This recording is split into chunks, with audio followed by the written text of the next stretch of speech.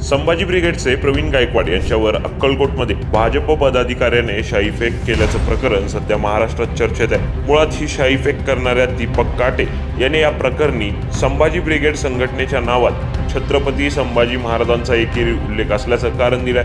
मात्र हा वाद केवळ संघटनेचा नसून त्याला अनेक रंग आहेत। याआधीही राज्याचे मंत्री चंद्रकांत पाटील आणि इतिहासकार बाबासाहेब पुरंदरे यांच्यावरही अशीच शाईफेक करण्यात आली होती।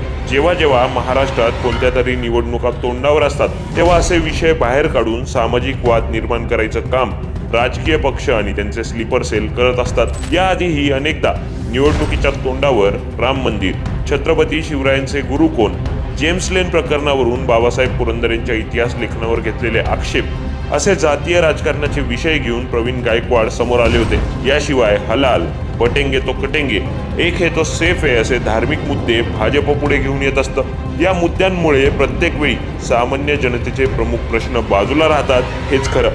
नुकतंच राज्य सरकारनं हिंदी सक्तीचा निर्णय घेऊन असाच काहीसा प्रयत्न केला। त्यानंतर झालेलं अधिवेशनही बराच काळ याच विषयांवर गाजलं। यातून महाराष्ट्रातील जनतेच्या हाताला लागला भोपळा। अशा कोणत्याही राजकीय पक्षाच्या स्लीपर सेलला ऍक्टिव्ह करून नंतर पक्षाकडून आमचा काही संबंध नाही असं सांगून केल्या जाणाऱ्या राजकारणाला महाराष्ट्राच्या जनतेनं बळी पडू नये।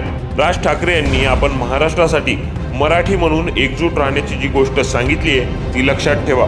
धर्म जात म्हणून विभागू नका इतकंच।